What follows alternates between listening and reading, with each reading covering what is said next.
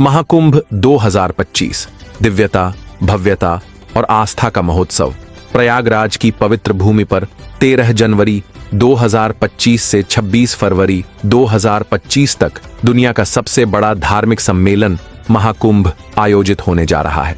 इस बार का कुंभ मेला पहले से भी अधिक भव्य, दिव्य और विशाल होगा। विष्णु पुराण के अनुसार जब बृहस्पति मेष राशि में और सूर्य मकर राशि में होते हैं, तब प्रयागराज में कुंभ मेला आयोजित होता है। यह मेला हर 12 वर्षों में होता है। शास्त्रों के अनुसार कुंभ में स्नान करने से सभी पाप नष्ट हो जाते हैं और मोक्ष की प्राप्ति होती है। त्रिवेणी संगम, जहां गंगा, यमुना और अदृश्य सरस्वती नदियों का संगम होता है, इस मेले को विशेष महत्व प्रदान करता है। इसे तीर्थराज यानी सभी तीर्थों का राजा माना गया है। शाही स्नान। कुंभ मेले की सबसे खास बात शाही स्नान है। साधु संतों और भक्तों के लिए यह एक अनमोल अवसर होता है। शाही स्नान आत्मा की शुद्धि और पुण्य की प्राप्ति का मार्ग है। यह न केवल एक धार्मिक अनुष्ठान है, बल्कि भारतीय संस्कृति और परंपरा का प्रतीक भी है। महाकुंभ 2025 में विशेष तैयारी, 40 करोड़ से अधिक श्रद्धालुओं के आने की संभावना। हर श्रद्धालु के लिए खाने पीने, रहने और टेंट बुकिंग की आसान सुविधा। शाही स्नान की तिथियां, विशेष जानकारी जल्द ही उपलब्ध होगी। तो दोस्तों, स्वागत है आपका इस खास वीडियो में, जहां हम आपको महाकुंभ 2025 से जुड़ी सारी जानकारी देने वाले हैं। अगर आप महाकुंभ 2025 में आने का प्लान बना रहे हैं, तो इस वीडियो को पूरा जरूर देखें। यहां आपको मिलेगा कैसे पहुंचें प्रयागराज महाकुंभ 2025, महाकुंभ में रहने और खाने पीने की सुविधाएं, बजट फ्रेंडली टेंट बुकिंग कैसे करें, महाकुंभ के अलावा एक दिन में प्रयागराज में घूमने के बेहतरीन जगहों की जानकारी, शाही स्नान की तिथियां और आयोजन की खास बातें, यात्रा में कितना खर्चा आएगा और इसे कैसे कम कर सकते हैं।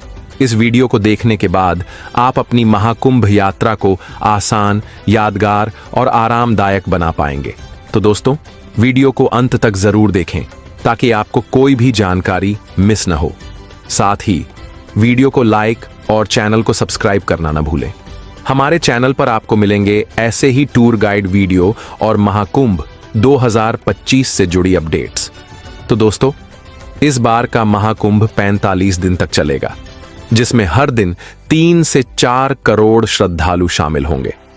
श्रद्धालुओं की सुविधा के लिए पूरे मेला क्षेत्र को 25 सेक्टरों में बांटा गया है। गंगा स्नान के लिए 7 पक्के घाट बनाए गए हैं। मेला क्षेत्र का क्षेत्रफल 3200 हेक्टेयर से बढ़ाकर 4000 हेक्टेयर कर दिया गया है। कल्पवासियों के लिए तंबू और कथा आयोजनों के लिए भव्य पंडाल तैयार किए गए हैं। श्रद्धालुओं के लिए फ्री सेवाएं जैसे शौचालय, खाने पीने की व्यवस्था और रुकने की जगह उपलब्ध रहेगी। मेले की सुरक्षा के लिए 3761 पुलिसकर्मी और 22,000 से ज्यादा सफाई कर्मचारी तैनात होंगे। 30 पीपा पुल बनाए गए हैं जो गंगा और यमुना को जोड़ते हैं। प्रशासन ने शहर के चारों ओर यातायात प्रबंधन और पार्किंग की विशेष व्यवस्था की है। शाही स्नान वाले दिनों में श्रद्धालुओं को केवल 1 से 5 किलोमीटर तक पैदल चलना होगा। अन्य दिनों में यह दूरी 1 किलोमीटर से अधिक नहीं होगी। इस बार के महाकुंभ में देश भर से 3000 स्पेशल ट्रेन और 13,000 से ज्यादा सामान्य ट्रेन चलाई जाएंगी। इसके अलावा प्रयागराज आने जाने के लिए 7000 बसें भी उपलब्ध रहेंगी। मतलब आपकी यात्रा में कोई परेशानी नहीं होगी। प्रयागराज कैसे पहुंचे? प्रयागराज में कई रेलवे स्टेशन हैं जो त्रिवेणी संगम से 7 से 8 किलोमीटर की दूरी पर स्थित है। मुख्य स्टेशन प्रयागराज जंक्शन, प्रयागराज, छिवकी, रामबाग और संगम। भारत के सभी प्रमुख स्टेशनों से ट्रेनें यहां आसानी से पहुंचती हैं। Sharing e rickshaw. Railway station से संगम तक पहुंचने के लिए शेयरिंग ई रिक्शा मात्र 10 से 20 रुपए में उपलब्ध होंगे। महाकुंभ में ठहरने की सुविधा टेंट सिटी। यूपी सरकार ने 6 कंपनियों को महाकुंभ में टेंट लगाने का टेंडर दिया है। इन टेंट में डीलक्स से लेकर लग्जरी कॉटेज तक की सुविधा मिलेगी।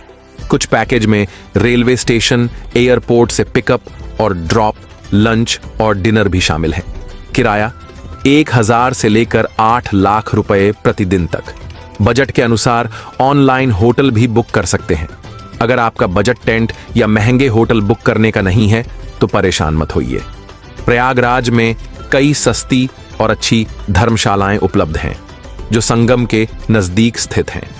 ये आपके ठहरने का किफायती और आरामदायक विकल्प है। अगर बजट बिल्कुल भी नहीं है तो प्रशासन ने रेण बसेरा शिविरों की व्यवस्था की है। यहां आप सिर्फ अपना आधार कार्ड दिखाकर निशुल्क रह सकते हैं। यदि आप मेला परिसर में कल्पवास करना चाहते हैं तो संगम पहुंचकर किसी पंडित से संपर्क कर सकते हैं। जो भी शुल्क आपके बजट में हो उसके अनुसार टेंट बुक कर सकते हैं। कोशिश करें कि संगम के आसपास ही टेंट या होटल बुक करें। यदि संगम के पास जगह नहीं मिलती तो रामबाग या रेलवे स्टेशन रोड पर होटल बुक करें। ये स्थान मेला क्षेत्र और सभी प्रमुख जगहों से सिर्फ 2 से 4 किलोमीटर की दूरी पर है। होटल का किराया 1000 से लेकर 20,000 रुपये तक के बीच उपलब्ध है। महाकुंभ स्नान की तिथियां और महत्व। महाकुंभ में हर स्नान का धार्मिक दृष्टि से खास महत्व होता है। ज्योतिषीय गणना और धार्मिक मान्यताओं के आधार पर ये तिथियां तय की जाती हैं। हर स्नान से जुड़ी पौराणिक कहानियां और आस्था के संदेश इसे विशेष बनाते हैं। पौष पूर्णिमा। शुभ शुरुआत 13 जनवरी 2025। इस दिन से महाकुंभ का शुभ आरंभ होगा। संगम में स्नान करने से जीवन में शुभता और पुण्य की प्राप्ति होती है। मकर संक्रांति। पहला प्रमुख स्नान 14 जनवरी 2025 गंगा, यमुना और सरस्वती के पवित्र संगम में डुबकी लगाना बेहद फलदायी होगा।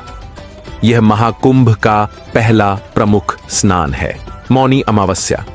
सबसे महत्वपूर्ण स्नान 29 जनवरी 2025। इस दिन मौन रहकर स्नान करने से मानसिक शांति और मोक्ष की प्राप्ति होती है। संगम पर इस दिन सबसे ज्यादा श्रद्धालु पहुंचते हैं। बसंत पंचमी। ज्ञान और बुद्धि का पर्व 3 फरवरी 2025। यह स्नान देवी सरस्वती को समर्पित है। कहते हैं इस दिन संगम में डुबकी लगाने से ज्ञान और बुद्धि का आशीर्वाद मिलता है। माघ पूर्णिमा। पूर्णता और शांति 12 फरवरी 2025। इस दिन संगम में स्नान करने से जीवन में पूर्णता और शांति आती है। महाशिवरात्रि। शिव भक्ति और समापन 26 फरवरी 2025। भगवान शिव की आराधना का यह पर्व महाकुंभ के समापन का प्रतीक है। इस दिन स्नान से शिव कृपा और जीवन में सकारात्मक ऊर्जा का संचार होता है। शाही स्नान से एक दिन पहले ही प्राइवेट और पब्लिक व्हीकल की एंट्री बंद हो जाती है। अगर आप शाही स्नान के दिन संगम पहुंचना चाहते हैं तो कम से कम 2 दिन पहले प्रयागराज पहुंच जाएं। अगर 14 जनवरी को स्नान करना है तो 12 जनवरी की सुबह या दोपहर तक पहुंचे। महाकुंभ के पीछे की कहानी। यह कुंभ आस्था, परंपरा और समर्पण का पर्व है। 1796 के कुंभ में 25 लाख श्रद्धालु पहुंचे थे। अंग्रेजों ने संगम में स्नान पर टैक्स लगाया था, 1 रुपया प्रति व्यक्ति।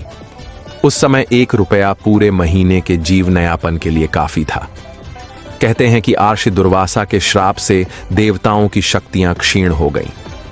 राक्षसों ने इस मौके का फायदा उठाकर स्वर्ग पर कब्जा कर लिया।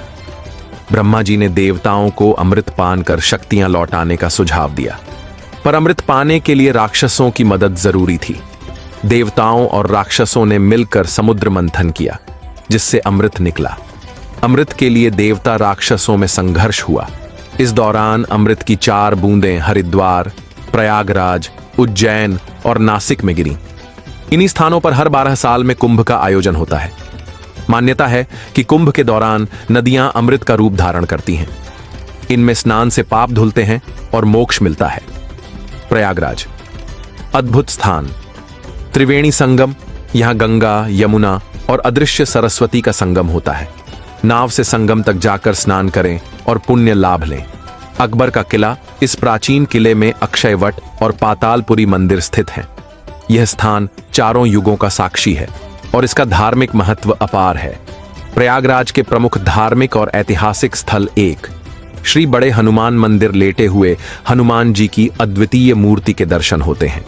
प्राचीन मान्यता है कि यहां दर्शन मात्र से भक्तों की हर मनोकामना पूरी होती है। तो आदिशंकर विमान मंडपम।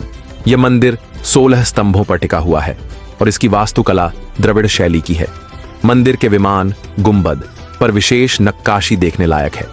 3. मां अलोपी देवी मंदिर 51 शक्ति पीठों में से एक। मान्यता है कि यहां माता सती का दाहिना हाथ गिरा था। यहां श्रद्धालुओं को अद्भुत शक्ति और आशीर्वाद मिलता है। यदि आप संगम और अन्य स्थलों पर घूमने के बाद भोजन करना चाहते हैं तो प्रयागराज में अनेक रेस्टोरेंट्स और स्ट्रीट फूड का आनंद ले सकते हैं। भारद्वाज पार्क। यहां भारद्वाज मुनि की विशाल मूर्ति स्थित है। भारद्वाज आश्रम। त्रेता युग में श्री राम ने यहां मुनि भारद्वाज से वनवास का मार्गदर्शन प्राप्त किया था। यह स्थान कुंभ मेले के आयोजन का मुख्य केंद्र भी रहा है। इतिहास की झलकियां। 1. आनंद भवन, जवाहरलाल नेहरू और इंदिरा गांधी का निवास स्थान, पुरानी यादों और ऐतिहासिक वस्तुओं का संग्रह। 2. चंद्रशेखर आजाद पार्क, देशभक्त चंद्रशेखर आजाद की शहादत का गवाह। पार्क के पास कुल्हड़ वाली चाट और दही बल्ला का स्वाद अवश्य लें। वेणी माधव मंदिर, त्रिवेणी संगम की रक्षा के लिए भगवान विष्णु यहां विराजमान है। यह स्थान श्रद्धालुओं के लिए विशेष आस्था का केंद्र है। नाग वासुकी मंदिर, समुद्र मंथन के समय नाग वासुकी रस्सी के रूप में देवताओं की मदद को आए थे। कुंभ मेले से इस मंदिर का गहरा संबंध है। अपने जीवन में एक बार इस पवित्र नगरी का दर्शन अवश्य करें। यह यात्रा आपको आत्मा की शांति और आस्था की गहराई का अनुभव कराएगी।